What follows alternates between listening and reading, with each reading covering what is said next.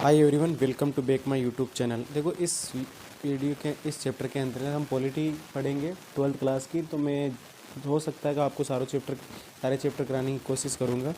तो question wise करवाऊँगा, question answer के माध्यम से। इंपॉर्टेंट क्वेश्चन है शेखावाटी मिशन के ना, उनकी बात करेंगे। उसके माध्यम से हम यहाँ पर पूरे चैप्टर के बारे में हम अध्ययन कर लेंगे। सारे चैप्टरों के बारे में ढंग से समझाते हुए चलेंगे हम। देखो, सबसे पहले हम चैप्टर की बात करते हैं इस किताब की।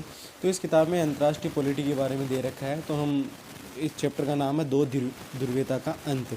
इसका तात्पर्य क्या होता है, इसका मतलब क्या होता है, इसे पढ़ने से पहले देखो हमें किस चीज़ की आवश्यकता पड़ेगी, क्या मुझे आपको बहुत सारी चीज़ें समझानी पड़ेगी इससे पहले। तो देखो, मैं आपको यहाँ पर सारी चीज़ें समझाता हूँ, है ना। समझने की कोशिश करना। देखो, बात है कब की, बात है प्रथम विश्व युद्ध की, ध्यान रखना। देखो, फर्स्ट वर्ल्ड वार की बात है, हम बात करते हैं फर्स्ट वर्ल्ड वार से। फर्स्ट वर्ल्ड वार कब हुआ था आपको पता होना चाहिए। 1914 से लेकर 1918 के बीच में प्रथम विश्व युद्ध हुआ था। प्रथम विश्व युद्ध हुआ तो प्रथम विश्व युद्ध मित्र राष्ट्र और ध्रुवीय राष्ट्रों के बीच में हुआ था, ध्यान रखना। तो प्रथम द्वितीय विश्व युद्ध ना हो, इसके लिए आपको पता है यूएन की स्थापना की गई थी। पता है आपको, लीग ऑफ नेशन कहा जाता है जिसको। इसकी स्थापना कब होती है, तो इसकी स्थापना होती है 10 जनवरी को, ध्यान रखना। 10 जनवरी 1920 की इसकी स्थापना होती है, यूएन की स्थापना होती है। लेकिन फिर भी यूएन सक्सेसफुल नहीं होता है, सेकेंड वर्ल्ड वार हो जाता है। तो सेकेंड वर्ल्ड वार कब होता है ये पता होना चाहिए। 1939 से लेकर 1945 तक कह सकते हैं हम, या 44-45 के बीच में हुआ था। इसके बाद में एक संगठन बना था जिसका नाम क्या था, यूएनओ था। क्या नाम था, यूएनओ। यूएनओ की स्थापना कब हुई तो ये भी पता होना चाहिए आपको। 24 अक्टूबर 1945 को किसकी स्थापना हो गई थी, यूएनओ की स्थापना हो गई थी। ये बात हो गई यूएनओ की स्थापना आने वाले समय में तीसरे विश्व युद्ध को। लेकिन जब सेकेंड वर्ल्ड वार ख़त्म हुआ जैसे ही, तो उसके बाद में एक दौर होता है महाशक्तियों का दौर। महाशक्तियों का दौर का मतलब दो ऐसे शक्तिशाली बन गए आपस में गुट, कि मैं सबसे शक्तिशाली हूँ, मैं सबसे शक्तिशाली हूँ। वर्चस्व की लड़ाई हो गई पूरी दुनिया में। तो हम कह सकते हैं कैसे, तो मैं उसके बारे में आपको बताता हूँ, आगे सुनना। आपस में वर्चस्व की लड़ाई हो गई। किन के बीच में वर्चस्व की लड़ाई हो गई, तो दो देखो, एक तो किसके बीच में, यहाँ पर तो है यूएसए, कौन है, और यहाँ पर कौन है, यूएसएसआर है। कौन है, यूएसएसआर। यूएसए का मतलब होता है United state of America. USSR का मतलब होता है यूनियन सोवियत सोशलिस्ट रिपब्लिक होता है। तो ये दोनों आपस में अपने आप को शक्तिशाली बनाने के लिए, दोनों अपने आप को सर्वशक्तिशाली बनाने की, पूरी दुनिया में अपना वर्चस्व कायम करने के लिए दोनों के बीच में क्या होता है, युद्ध होता है। वो युद्ध शुरू होता है, उस युद्ध का नाम कौन सा है, शीत युद्ध। ध्यान रखना, कौन सा युद्ध है वो, शीत युद्ध है। दोनों के बीच में, याद रखना। फिर कौन कौन सी महाशक्ति है आपको पता होना चाहिए। एक तो यूएसए है, दूसरी तरफ कौन है, यूएसएसआर। दोनों की अलग अलग विचारधारा है, दोनों की अलग अलग आइडियोलॉजी है। अगर हम यूएसए की बात करें तो यूएसए की जो विचारधारा थी वो पूंजीवादी थी। कौन सी थी, यूएसए की विचारधारा पूंजीवादी थी, जबकि यूएसए की विचारधारा कौन सी थी, साम्यवादी विचारधारा थी। कौन सी थी, साम्यवादी विचारधारा थी। तो आपको देखना है, ध्यान रखना, दो गुट है, ध्यान रखना। एक गुट कौन सा है, यूएसए का, दूसरा कौन सा है, यूएसएसआर का। अब बात करते हैं कि ये गुट इन्होंने बनाए कैसे, इन दोनों महाशक्तियों में अपने आप को टॉप करने के लिए। तो ध्यान रखना, युद्ध होता है कौन सा शुरू, शीत युद्ध। कब होता है स्टार्ट शीत युद्ध, तो आपको ये याद रखना है, शीत युद्ध स्टार्ट होता है 1945। कब होता है, कब तक होता है, 1945 से लेकर 1991 के बीच में क्या स्टार्ट होता है, शीत युद्ध का दौर चल रहा है। क्या चलता है, शीत युद्ध का दौर। शीत युद्ध खत्म क्या होता है उसकी हम बाद में चर्चा करेंगे, ध्यान रखना। अब दोनों महाशक्तियाँ थी, मैं आपको फिर से बता देता हूँ। इन दोनों महाशक्तियों ने, यहाँ पर कौन है, यूएसए, ध्यान रखना, यहाँ पर यूएसएसआर। इन दोनों ने अपने अपने गुट बनाए थे। सबसे पहले हम बात करें यूएसए की, तो यूएसए ने अपना जो गुट बनाया था उसका नाम था नाटो। क्या नाम था, नाटो, याद रखना। कौन सा गुट था, नाटो बनाया था यूएसएसआर ने। और इसके अलावा यूएसए ने नाटो बनाया था, यूएसएसआर ने क्या बनाया था, तो वो याद रखना, यूएसएसआर ने बनाया था वारसा पैक्ट। क्या बनाया था, वारसा पैक्ट बनाया था। अब वारसा पैक्ट जिसकी स्थापना मई 1955 में होती है, ध्यान रखना। कब होता है वारसा पैक्ट, कब बनता है, 14 मई 1955 को वारसा पैक्ट बनता है। कब बनता है, 14 मई 1955 को वारसा पैक्ट। इसके अलावा नाटो की स्थापना हो जाती है 1949 के बीच में, ध्यान रखना। तो अब नाटो की स्थापना हो गई, इसके अलावा वारसा पैक्ट, ये दोनों आपस में, इनके बीच में युद्ध चलता है जिसका नाम क्या है, शीत युद्ध चलता है, ध्यान रखना। इसे यूएसए की, इसको कहा जाता है पहली दुनिया, यूएसएसआर वाले को कहा जाता है दूसरी दुनिया। अब तीसरी दुनिया कौन सी, वो देश जो अभी नए स्वतंत्र देश हुए हैं वो तीसरी दुनिया है। इसका मतलब है वो किसी भी गुट में शामिल नहीं होना चाहते हैं, इसीलिए उसे नाम या गुट निरपेक्ष कहते हैं। तीसरे गुट को क्या कहते हैं? गुट निरपेक्ष कहते हैं। जो अपना तीसरा गुट है उसका नाम, ये पहला गुट कौन सा हो गया? ये हो गया नाटो, जिसका लीडर कौन था? यूएसए। इसके अलावा दूसरा कौन सा हो गया यहाँ पर? वारसा पैक्ट। और तीसरा जो किसी में नहीं मिले उसका नाम है नाम, या हम कहते हैं उसे गुट निरपेक्ष कहते हैं। क्या कहते हैं इसे? गुट निरपेक्ष कहते हैं। ये तीसरा गुट था जो किसी में भी शामिल नहीं होना चाहता, ये तीसरी दुनिया है। अब देखो शीत युद्ध खत्म कैसे हुआ था, ये पहले चैप्टर की घटना है, सारी बातें जो हटा दिया गया, ध्यान रखना 30% सिलेबस से कटौती की वजह से। अब 1961 में बर्लिन की दीवार बनी, वो विभाजन का प्रतीक थी, ध्यान रखना, याद रखना। अब बर्लिन की दीवार कब गिराई गई थी? तो याद रखना बर्लिन की दीवार 9 नवंबर 1989 1989 को बर्लिन की दीवार को क्या दी? जनता ने बर्लिन की दीवार को गिरा दी। तो बर्लिन का फिर क्या हुआ? एकीकरण 1991 में। इसके बाद में सर्वशक्ति, यानी बर्लिन की दीवार गिरने के बाद 1991 में ध्यान रखना यूएसएसआर के क्या हो गए? टुकड़े हो गए। और सर्वा देश कौन बन गया पूरी दुनिया में महाशक्ति के रूप में? यूएसए। इस यूएसएसआर के मैं बताता हूँ आपको, इस यूएसएसआर के ध्यान रखना सर्वा कौन बन गया? यूएसएसआर के। इसके कितने टुकड़े हो गए? 15 गणराज्यों का निर्माण हुआ था। तो इन 15 गणराज्यों का निर्माण होते ही, ध्यान रखना कब की बात है? 1991 की बात है। बर्लिन की दीवार कब गिरी थी? 9 नवंबर 1989 को। ये आप पूरा ध्यान रखना। अब 1991 में यूएसएसआर टूट गया, 15 गणराज्य बने, तो शीत युद्ध वहीं पर क्या हो गया? समाप्त हो गया। और सबसे बड़ी ताकत बन के जो उभरा था पूरी दुनिया में, उसका नाम क्या था? यूएसए। ये सारी घटनाएं हम इस पूरी किताब में पढ़ेंगे, ये अभी तक की कहानी थी। तो अब हम चैप्टर को स्टार्ट करते हैं, ध्यान रखना। अरे तो मैंने जो अभी तक कहानी समझाई आपको शायद समझ में आ गई कि देखो ये कब की बात है? हम 1991 की बात है। 1991 में सोवियत संघ के क्या हो गए? टुकड़े हो गए थे, 15 टुकड़े। हम उसके बारे में चर्चा करेंगे, कौन सा कहाँ पर है, कैसी स्थिति है, क्या रीजन रहे थे सारे। वो देखो पहला क्वेश्चन है इसमें, सबसे पहले सोवियत अर्थव्यवस्था की प्रकृति के बारे में निम्नलिखित में से कौन सा कथन गलत है? तो देखो सोवियत अर्थव्यवस्था में समाजवाद पर वह विचारधारा थी, ये ध्यान रखना 100% थी, साम्यवादी और समाजवाद की विचारधारा थी। उत्पादन के साधनों पर राज्यों का स्वामित्व या नियंत्रण होता था, ये भी ध्यान रखना। अधिकार किसका होता था? राज्य का होता था। जनता को आर्थिक आज़ादी नहीं थी, ध्यान रखना। राज्य सर्वसर्वा था, ध्यान रखना। तीसरा, अर्थव्यवस्था के हर पहलू का नियोजन और नियंत्रण कौन करता था? स्टेट करता था, राज्य करता था। तो ये तीनों पॉइंट याद रखना आपको इस विचारधारा से संबंधित। देखो जनता को आर्थिक आज़ादी नहीं थी। 1991 में रूस में बिखराव के बाद शॉक थेरेपी द्वारा मुक्त अर्थव्यवस्था को अपनाया गया था। क्या होता है शॉक थेरेपी? मैं आगे आपको इसको पूरा डिटेल से समझाऊंगा और समझ में भी आ जाएगा। देखो शॉक थेरेपी उसकी बात करते हैं, किस वर्ष में अपनाई गई थी? ध्यान रखना शॉक थेरेपी के बारे में हम बातचीत करें तो शॉक थेरेपी कब? 1990 में अपनाई, 1990 में अपनाई गई थी, ध्यान रखना। कब? 1990 में। सोवियत गुट से सबसे पहले जो देश अलग हुआ था वो कौन सा था? अल्बानिया था। कौन सा था? अल्बानिया। याद रखना कब हुआ था? 1948 में हुआ था। कब हुआ था? 1948 में अलग हो गया था ये। चौथा क्वेश्चन देखना। सोवियत संघ के विभाजन के बाद रूस का प्रथम निर्वाचित राष्ट्रपति बना था, ध्यान रखना, येल्त्सिन बना था। कौन बना था? येल्त्सिन बना था। उसके बाद हम बात करते हैं अगला 5वां क्वेश्चन। देखो कौन सा? पांचवा क्वेश्चन है, निम्नलिखित में से अंतर्राष्ट्रीय घटनाकाल को काल क्रम अनुसार व्यवस्थित कीजिए। यानी सबसे पहले कौन सी घटना घटित हुई थी, सबसे बाद में कौन सी? तो आपको पता होना चाहिए सबसे पहले 1917 में कौन सी घटना घटित हुई थी? रूस की क्रांति। कौन सी घटना? रूस की क्रांति। और आपको पता है जो बर्लिन की दीवार है, किसकी दीवार? जो बर्लिन की दीवार है वो कब गिरी थी? तो 1989 में गिरी थी, 1989 में। सोवियत संघ का आपको पता है विघटन कब हुआ है? तो सोवियत संघ का विघटन कब हुआ था? 91 में हुआ था। कब हुआ था? 91 में हुआ था, 1991 में हुआ था। उसके बाद में अफगानिस्तान में सोवियत जो हस्तक्षेप हुआ था वो 1979 में हुआ था, 1979 में। तो आप देख लो इसके अनुसार कौन सा? तो तीसरा इसके अनुसार बिल्कुल सही है। तो इसकी व्याख्या भी दे रखी है, ध्यान रखना, शेखावाटी वाले में। तो अफगानिस्तान संकट दिसंबर 1979 में हुआ था। बर्लिन दीवार का गिरना कब? 9 नवंबर 1989 में। तीसरा, सोवियत संघ का विघटन 25 दिसंबर 1991 में। और रूसी क्रांति और इसके अलावा मेंशेविक क्रांति फरवरी 1917 में। इसके अलावा बोल्शेविक क्रांति कब हुई थी? तो 25 अक्टूबर 1917 में हुई थी। ये मैंने घटनाक्रम आपको बता दिया, तो इसी के आधार पर आपको इसको याद भी रखना है। निम्नलिखित में से कौन सा सोवियत संघ के विघटन का परिणाम नहीं है?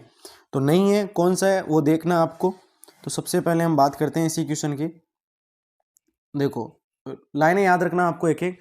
सोवियत यानी यूएसए व यूएसएसआर, सोवियत संघ के बीच विचार यानी आइडियोलॉजी की लड़ाई का अंत हुआ था।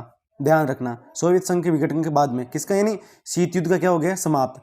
विचारधारा मतलब यूएसए की विचारधारा थी पूंजीवादी, यूएसएसआर की विचारधारा क्या थी, साम्यवादी। इसका क्या हो गया, अंत, और शीत युद्ध का भी क्या हो गया, अंत हो गया था। स्वतंत्र राज्यों जिन्हें CIS कहते हैं, ध्यान रखना, कॉमनवेल्थ जो स्टेट है ना, उनकी बात करें, उनका जन्म हुआ था जिसको राष्ट्रकुल कहते हैं 1991 में। इसमें सोवियत संघ के 15 में से 11 राज्य शामिल हुए थे। कितने? 15 में से 11 राज्य। अब सोवियत संघ कैसे बना था? 1922 में बना था। किस प्रकार के, कितने? उस समय इसमें 15 राज्य शामिल थे। विश्व व्यवस्था के शक्ति संतुलन में बदलाव आया था। इसके अलावा मध्य पूर्व में संकट, ये नहीं है, इसका ध्यान रखना, चौथा इसका आंसर हो जाएगा।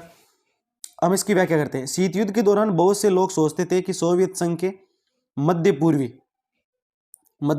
पूर्वी एशियाई गणराज्य में राष्ट्रवादी आकांक्षाओं का उभार सबसे दमदार होगा, क्योंकि ये गणराज्य रूस से धार्मिक रूप से और नस्लीय लिहाज से अलग थे। यानी रूस से किस प्रकार से धार्मिक और नस्ल के आधार पर मध्य पूर्वी एशिया के जो गणराज्य थे ना, वो क्या थे, अलग थे, और आर्थिक रूप से पिछड़े हुए थे। लेकिन हुआ यह कि सोवियत संघ के प्रति राष्ट्रवादी असंतोष यूरोपीय समुद्र गणराज्य यानी बाल्टिक राज्य, यानी इन लोगों ने रूस के खिलाफ है ना, सोवियत संघ के खिलाफ नहीं जाकर कौन से राज्य नहीं गए, मध्य पूर्वी एशियाई देश के गणराज्य नहीं गए कौन से, यूरोप में जो ज्यादा समृद्ध गणराज्य है, कौन से, बाल्टिक क्षेत्र, कौन से, एस्टोनिया, लातविया, लुथानिया।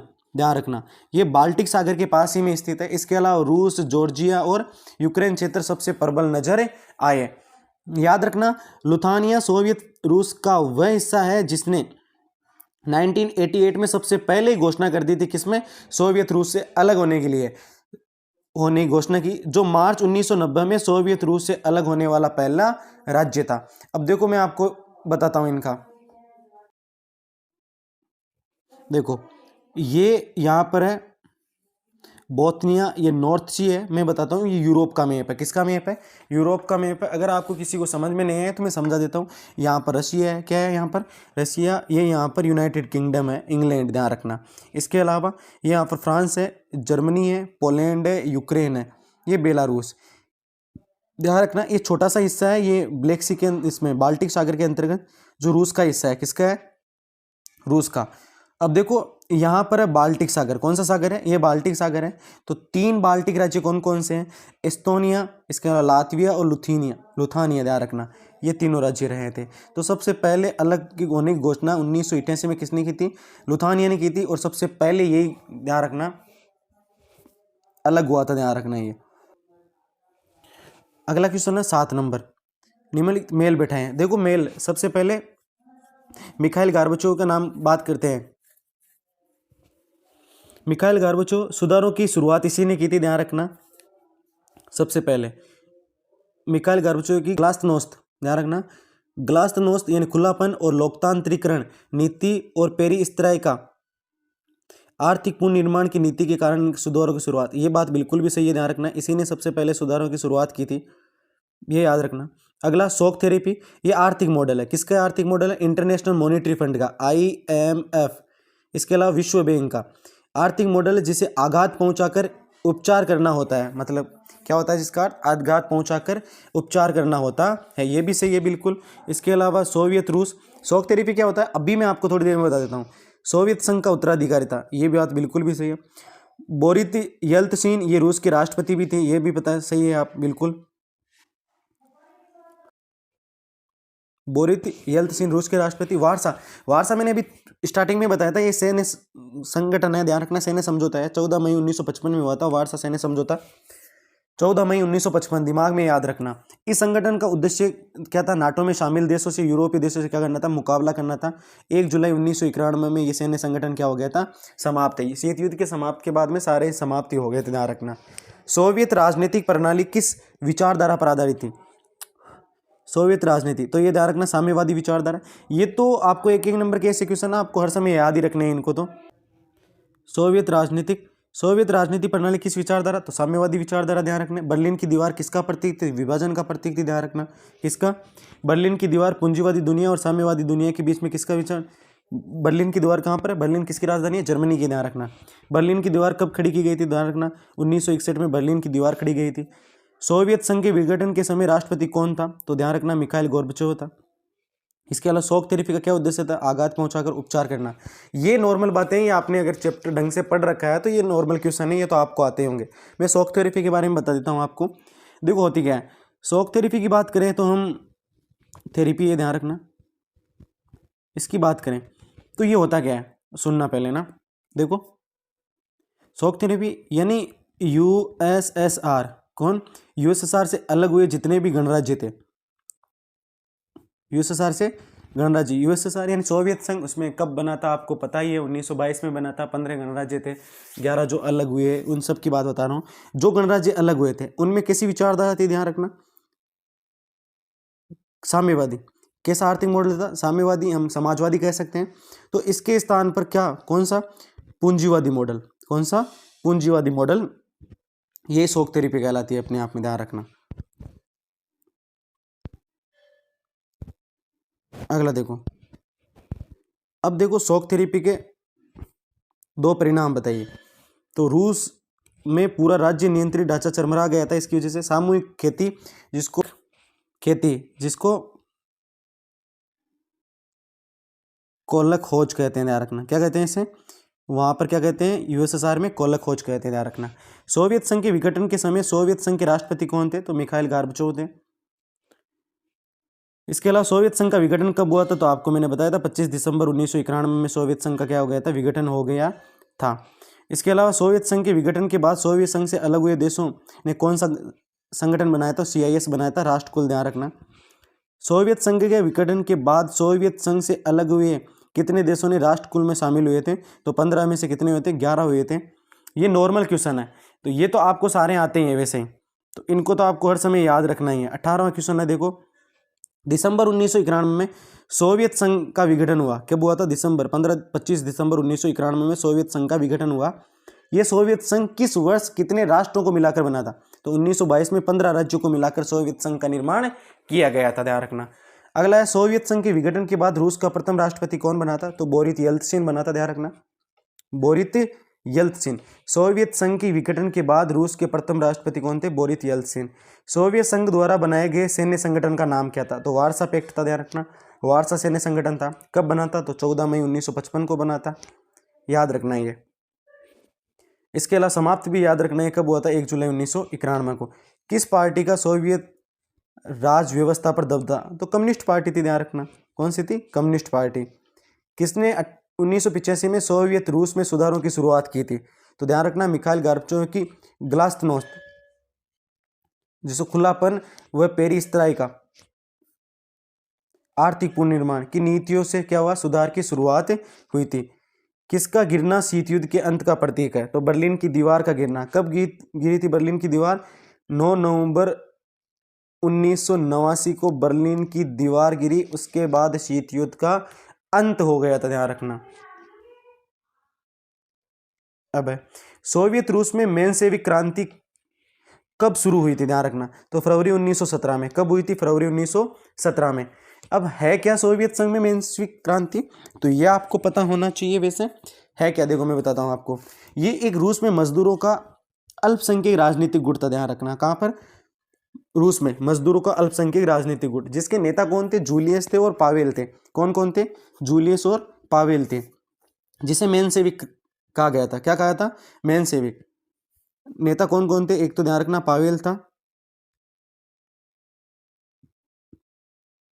एक जूलियस, ध्यान रखना। ये दल परिवर्तन लाना चाहता था, क्या लाना चाहता था, और वो भी शांतिपूर्ण तरीके से अपनाने पक्ष में था, ध्यान रखना।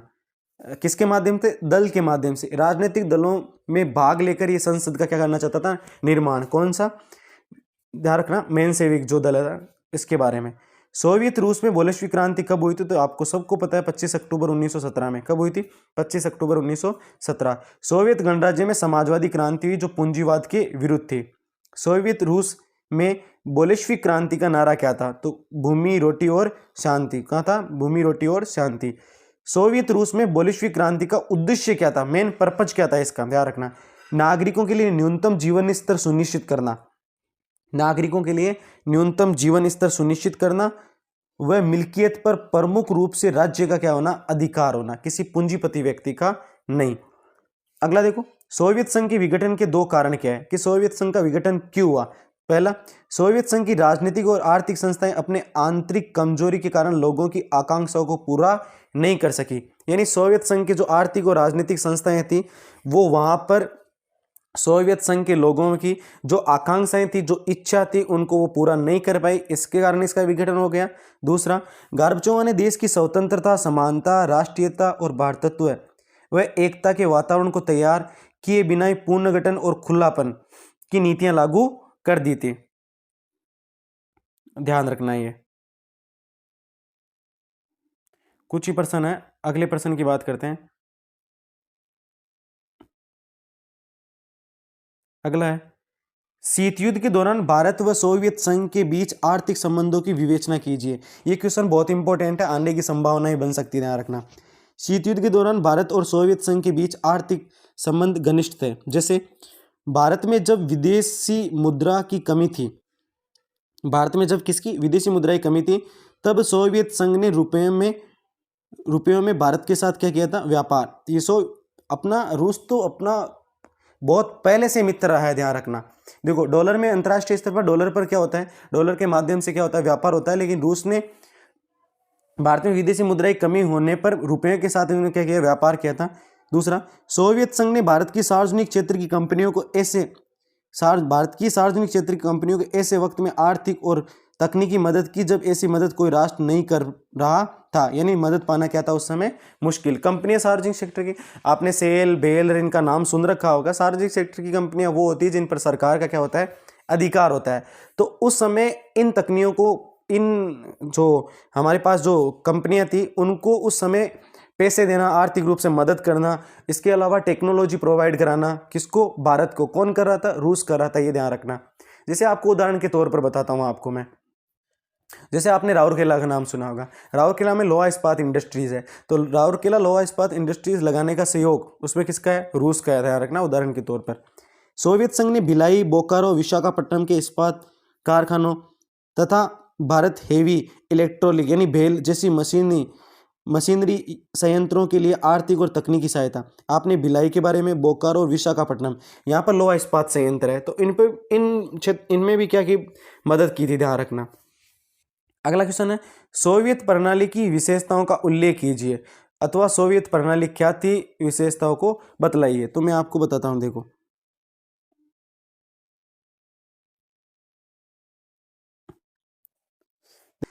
सोवियत प्रणाली का अर्थ होता है वह शासन प्रणाली जो निजी संपत्ति की संस्था को समाप्त करने और समाज में समानता के सिद्धांत को स्थापित करने के लिए राज्य और समाजवादी पार्टी की प्राथमिकता देती है। इस व्यवस्था में अन्य राजनीतिक दल और विपक्ष की किसी भी प्रकार की जगह नहीं होती है। यानी ये पूंजीवाद का सरासर नकार रहे हैं, पूंजीवाद को खत्म चाहते हैं, समानता के सिद्धांत के आधार पर राज्य और समाजवादी पार्टी को क्या देते हैं? प्राथमिकता देते हैं, और इसी के आधार पर वहाँ के लोगों की न्यूनतम आवश्यकता की पूर्ति को पूरा करने की कोशिश करते हैं। इसमें विपक्ष और किसी दल का कोई महत्व है नहीं, यानी राजनीतिक दल का। सोवियत प्रणाली की विशेषताएं निम्नलिखित है। पहली, सोवियत राजनीतिक प्रणाली धुरी कम्युनिस्ट पार्टी है, थी। इसमें किसी अन्य राजनीतिक दल को जगह नहीं है, एक ही पार्टी है, ध्यान रखना, तो अन्य राजनीतिक दल इसमें नहीं है, ध्यान रखना। सोवियत आर्थिक प्रणाली योजनाबद्ध और राज्य के नियंत्रण में। योजनाबद्ध यानी प्लानिंग कमीशन, यानी प्लान, एक पंचवर्षीय योजना का ढांचा किसका है? यूएसएसआर का है। किसका है? पंचवर्षीय योजना आयोग, ये सब ढांचा किसका है? यूएसएसआर का है, जो भारत ने इसी से ग्रहण किया है। तो योजनाबद्ध तरीके से राज्य पर क्या कर रहे थे? राज्य के नियंत्रण में थी, ध्यान रखना। सोवियत संघ की संचार प्रणाली बहुत ही उन्नत थी, कम्युनिकेशन सिस्टम, ध्यान रखना। उसके पास विशाल ऊर्जा संसाधन था, घरेलू उपभोक्ता उद्योग भी बहुत ही उन्नत था। सरकार ने सभी नागरिकों के लिए न्यूनतम जीवन स्तर सुनिश्चित कर दिया था, बेरोजगारी बिल्कुल भी नहीं थी। अगर आपको पूछे सोवियत प्रणाली क्या थी तो ये सारी विशेषताएं आपको उसमें लिखनी है, ध्यान रखना। अगला क्वेश्चन है, किन कारणों ने मिखाइल गार्बचोव को सोवियत संघ में सुधार करने के लिए बाध्य किया था? और इसके अलावा मिखाइल की जो सोवियत प्रणाली में जो सुधार क्यों लाना चाहते थे वो है, दोनों एक ही क्वेश्चन है, ध्यान रखना। मिखाइल गार्बचोव सोवियत प्रणाली में निम्नलिखित कारणों की वजह से सुधार लाना चाहते थे। पहला, सोवियत संघ की अर्थव्यवस्था पश्चिमी देशों की तुलना में काफी पिछड़ गई थी। पश्चिमी देश मतलब आपको पता है यूरोप के देश। अर्थव्यवस्था में गतिरोध पैदा होने की वजह से देश उपभोक्ता वस्तुओं की भारी कमी उत्पन्न हो रही थी। किनकी? उपभोक्ता वस्तुओं की, यानी उपभोक्ता मतलब कंज्यूमर के लिए जो उनके पास होते हैं उनके लिए वस्तुएं क्या हो गई, भारी कमी हो गई थी।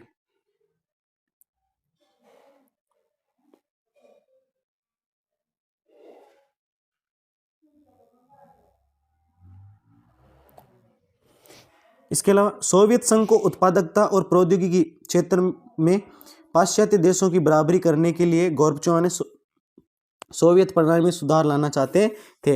यानी सोवियत उत्पादकता और प्रौद्योगिकी यानी तकनीकी क्षेत्र में पाश्चात्य यानी पश्चिमी देशों की बराबरी करने के लिए उन्होंने सोवियत प्रणाली में सुधार लाना चाहते थे। उत्पादकता मतलब किसमें? ये उद्योग में भी हो सकता है, कृषि क्षेत्र में भी हो सकता है। सोवियत संघ के अधिकांश गणराज्य समाजवादी शासन से ऊब गए थे और वे विद्रोह करने पर आमादा हो गए थे। इसके अलावा मिखाइल गार्बचोव ने पश्चिमी देशों के साथ संबंधों को सामान्य बनाने तथा सोवियत संघ को लोकतांत्रिक रूप देने के लिए वह सुधार करने का फैसला किया था, ध्यान रखना। अगला है, सोवियत प्रणाली से आप क्या समझते हैं? अभी मैंने थोड़ी देर पहले बताया था आपको, तो एक बार मैं बता देता हूं। वह शासन प्रणाली जो निजी संपत्ति की संस्था को समाप्त करने और समाज में समानता के सिद्धांत को स्थापित करने के लिए राज्य और समाजवादी पार्टी को प्राथमिकता देते हैं। इस व्यवस्था में अन्य राजनीतिक दल विपक्ष के लिए कोई जगह नहीं होती है। अर्थव्यवस्था योजनाबद्ध रूप से राज्य के नियंत्रण में आगे बढ़ाया जाता है। ये बात मैं आपको पहले समझा चुका हूं, ध्यान रखना। अगला क्वेश्चन है, सोवियत अर्थव्यवस्था को किसी पूंजीवादी अर्थव्यवस्था से अलग करने वाली 3 विशेषता बताइए, या सोवियत अर्थव्यवस्था की 3 विशेषता बताइए। एक ही बात है, यानी पूंजीवादी अर्थव्यवस्था से अलग करने वाली या 3 ऐसे विशेषता बता दो। तो मैं बताता हूं। पहली, सोवियत अर्थव्यवस्था में राष्ट्र की संपदा या राष्ट्र के जितने भी संसाधन है पर मिल्कियत का अधिकार राज्य के पास होगा, जबकि पूंजीवादी अर्थव्यवस्था में अधिकार किसके पास होता है?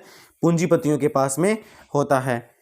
सोवियत अर्थव्यवस्था लोक कल्याणकारी पर आधारित है, यानी ज्यादा से ज्यादा लोगों का क्या करना? कल्याण करना, जबकि पूंजीवादी अर्थव्यवस्था हस्तक्षेप की नीति पर आधारित है, यानी अमीर और अमीर होता जाता है, गरीब और गरीब हो जाता है। सोवियत अर्थव्यवस्था में नौकरशाही का शिकंजा कसे होने के कारण इसका स्वरूप सत्तावादी था। सोवियत अर्थव्यवस्था में नौकरशाही का शिकंजा कसे होने के कारण इसका स्वरूप कैसा था? सत्तावादी था। जबकि पूंजीवादी अर्थव्यवस्था में लोकतांत्रिक व्यवस्था पाई जाती है, जिसमें अभिव्यक्ति की स्वतंत्रता होती है। किसकी स्वतंत्रता? अभिव्यक्ति की, बोलने की, ध्यान रखना, लोकतांत्रिक में। अगला देखो,